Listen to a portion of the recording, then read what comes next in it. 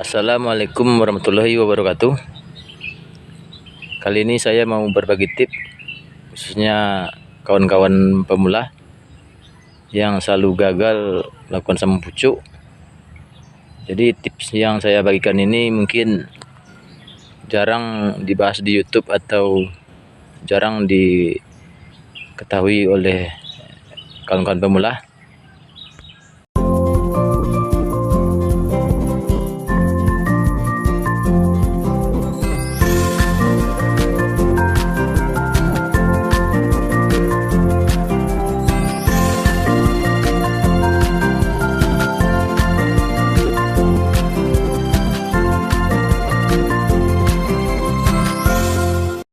Oke, saya mulai saja.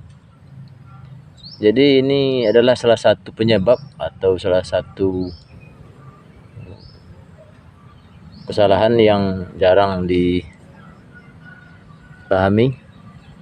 khususnya kawan-kawan pemula.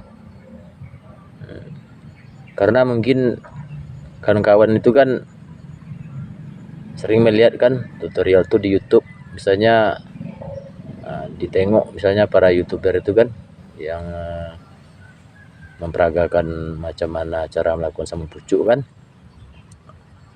Tahu-tahu misalnya kawan-kawan itu udah paham berdasarkan menengok video dari kawan-kawan itu kan. Mulai dari cara pelilitan udah paham kan, cara penyahatannya mungkin udah paham, cara menyambung paham, cara menyungkup paham, memilih interest paham. Istilahnya kalau kita simpulkan semuanya udah paham lah. Jadi ini yang satu ini jarang disadari oleh kawan-kawan, dan mungkin entah adalah yang membahas ini di YouTube, entah enggak, saya kurang tahu juga, tapi saya coba bahas. Oke, kita mulai saja. Sebenarnya kan kawan, walaupun terkadang kita udah paham itu kan cara melakukan pucuk itu, istilahnya teorinya udah paham, tapi yang namanya kita belajar di YouTube kan namanya aja gambar kan, tidak real, tidak nyata kita berhadapan dengan orang yang tempat kita belajar itu kan. Jadi susah juga. Tapi kalau bagi-bagi yang betul-betul dia nanti di hatinya itu kan, istilahnya di tekadnya itu pengen berhasil kan. Ya walaupun menengok di YouTube kadang dia berhasil juga akhirnya. Jadi ini yang saya mau bahas ini kan kawan, sebenarnya ini tuh kan kawan, salah satunya yang saya bahas itu cara penyayatan interest. Jadi disitulah kadang. Jadi sebenarnya kan kawan, mungkin cara penyayatannya itu kan udah paham lah kan. Yang saya bahas itu waktunya, waktu penyayatan itu. Jadi kalau bisa nih kan kawan, ini saya praktikkan kan. Ini seedling itu yang ketiga, saya potong nih, saya coba praktikkan kan. Misalnya kita potong seedling nih kan. Kemudian kita belah, misalnya. Kemudian kita sayat interest. Ini anggaplah interest yang bagus, tapi sebenarnya ini bukan interest bagus, ini dahan duriannya udah tua. Tapi ini nanti akan saya potong nih berulang-ulang nih sebagai alat peraga kan. Ini pun bukan interest juga, ini pun dahan durian yang udah rontok, cabang durian yang udah rontok untuk alat peraga. Jadi salah satu penyebab yang jarang disadari oleh kawan-kawan itu adalah, kalau saran saya, kalau udah paham teorinya atau prakteknya semuanya kan, maksud saya itu kalau udah paham teorinya itu kan, paham teori kategori interest tuh atau sebagai macam atau bla bla bla lah, pokoknya paham. Jadi sebenarnya kalau kita mau cepat berhasil, latih ini teruskan kawan. latih tangan ini supaya cepat. Soalnya apa? Ini kan kita tuh soal waktu. Apalagi misalnya nanti kita pakai entes tua seperti ini. Tapi ini sebenarnya entes ini tidak layak nih untuk dijadikan entes, cuman sebagai alat peraga aja lah. Apalagi entes tua. Entes tua itu kan sewaktu kita menyayat itu,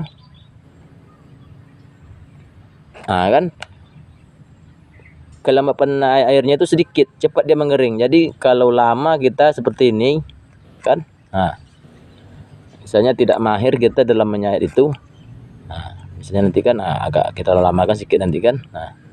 Sewaktu kita tancapkan dia dengan sedeling ini, dia udah mengering. Getah di dalam sayatan itu udah kering. Jadi sambungan kita gagal. Jadi latih aja lah tangan itu, misalnya di waktu-waktu senggang tuh ya, latih tangan itu supaya cepat. Misalnya kayak gini ya, berlatih kita kan, latih. Kalau saran saya tuh kan kawan, sayat ini sekali, sayat sebelah ini sekali, selesai, tancapkan. Jadi ini soal waktu lagi ini kan kawan, sebenarnya permasalahannya. Kadang mungkin kawan-kawan tuh bingung kan, semua teori udah dipelajari, tahu-taunya nanti gagal juga. Jadi sebenarnya untuk belajar sambung pucuk nih sebenarnya kan kawan gampangnya, cuman yang saya maksud dibilang gampang tuh, kalau kita udah terbiasa cepat menyayat ini, kemudian nanti kita tancapkan ke sini kan, sebenarnya sambung pucuk ini tidak begitu apa, istilahnya mohon maaf lah, tidak begitu sulit. Bukannya saya sombong, cuman kan yang saya ceritakan ini pengalaman saya dulu sewaktu belajar. Yang saya ceritakan ke kawan-kawan itu pengalaman saya, itu yang saya ceritakan. Udah saya tengok semuanya, belajar sama orang nih, belajar sama orang itu. Ada yang belajar langsung, ada yang ditengok di YouTube kan. Jadi rupanya di sinilah kesalahannya tuh, kekeliruannya yang tanpa kita sadari. Kita ini nanti lama. Kita tengok-tengok dulu kan. Lama kita nanti ininya. Jadi akhirnya nanti menjelang kita tancapkan dia ke sini ya, dia udah mengering. Kalau untuk entres yang sedang nih dengan entres tua tuh kalau seperti ini caranya tuh kan, misalnya menyayat ini aja, misalnya kita masih susah juga mendapatkan hasil yang diinginkan itu kan. Udah disayat berkali-kali tapi belum dapat juga. Jadi akhirnya nanti ini udah mengering, baru kita tancapkan ke sini. Jadi gagal lagi. Ada itu sebagian kawan-kawan itu yang cerita sama saya, udah dipraktikkannya semua, teorinya udah dapat kan, setelah praktik gagal, sehingga dia tuh kadang bosan, trauma, nggak mau lagi menyambung pucuk durian tuh katanya, susah katanya. Jadi sebenarnya kawan-kawan, kalau kesimpulan omongan saya ini kan, sebenarnya biasakan ini. Kalau terbiasa kita menyayat ini cepat, kemudian menancapkan dengan sedeling ini, insya Allah mudahnya kan kawan. Tapi kalau saran saya, ini saran saya nih, kalau untuk kawan-kawan pemula, jadi jika ada nanti yang tidak setuju dengan saran saya ini, silahkan saja, saya mau berbagi saja, saya tidak bermaksud menggurui kan. Kalau saran saya, kalau bagi kawan-kawan nanti yang belum bisa cepat, misalnya yang saya bilang cepat tuh seperti ini, misalnya gini, kan 2 kalinya, 3 kali masuk memotong ini, 4 kali sini, kan lama tuh. Kalau bagi kawan-kawan nanti yang belum bisa cepat menyayat kan, saya sarankan pakailah entres yang agak mudah. Kenapa saya sarankan pakai entres yang agak mudah? Kalau entres yang agak muda ini kelembapan di sini ini banyak. Entresnya ini agak lunak. Jadi andai pun agak lama nanti baru kita tancapkan di sini, dia belum mengering.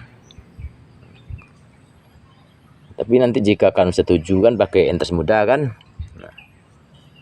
Kalau misalnya susah juga nanti menyayat dengan cepat kan, pakai entres muda. Jadi nanti agar berhasil kawan-kawan itu melakukan sambung pucuk pada entres muda itu kan. Jadi nanti setelah ini contoh, ini kita pakai misalnya entres muda kan, kita sambung, kita lilit kan. Jadi setelah dililit ini disungkup, kemudian taruh di tempat yang teduh, jangan terkena air hujan, jangan terkena sinar matahari. Jadi nanti kawan-kawan, media tanah ini, media polybag ini kan jangan disiram dulu kan kawan, tunggu dulu 3 minggu. Kira-kira sambungan kita ini udah berumur 3 minggu, baru disiram sekali. Seminggu kemudian kan berarti udah sebulan tuh kan. Untuk sungkupnya tuh udah bisa dilepas, dan untuk penyiramannya bebas. Itu khususnya bagi kawan yang masih lambat lah, masih lama menyayat ini kan, sebelum menancapkan ke sini, pakai entres muda. Karena entres muda tuh tinggi, istilahnya tinggi tingkat kelembapannya di dalam batang nih, di dalam kulit nih. Istilahnya pakailah dulu entres muda untuk memahirkan. Tapi kalau bisanya hendaknya kan kita tuh jangan terfokus sama satu entres saja, mau entres tua, mau entres sedang, mau entres yang muda. Jadi lakukanlah ini, misalnya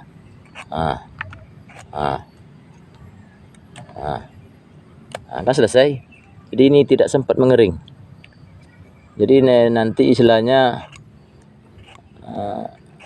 teori sama kita ada kan, tapi setelah praktek, disinilah kebanyakan kegagalan orang tuh. Kadang ada juga kegagalan yang kadang kan di sini, di sayapnya nanti di sini kan, belum dapat hasil yang diinginkan, dimulainya tengah-tengah nih untuk memperbaikinya. Itu saran saya, jangan lakukan seperti itu kan kawan. Jadi lakukanlah sekali gini.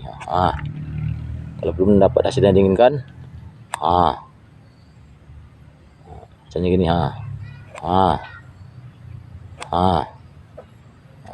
jika ada nanti kan di ujung potongan entres ini kan udah seperti itu, dia kan tidak rapi kan, potong sedikit,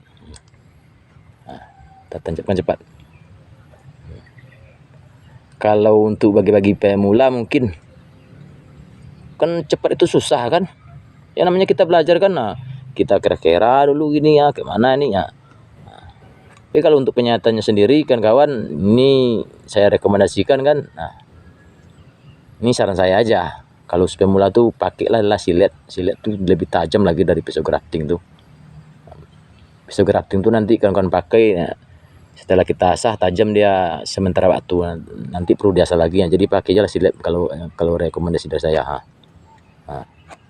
Jadi biasakan mahirkan ini ya, untuk membentuk belahannya kayak kampak atau kayak urupi. Misalnya ini, ataupun nanti istilahnya untuk lebih cepatnya kan, kan kawan tuh kan, untuk lebih cepat agar nanti yang kawan sayat ini tidak mengering kan, misalnya kita potonglah dulu ini, anggaplah belum disayat dulu kan, jadi potong dulu daunnya,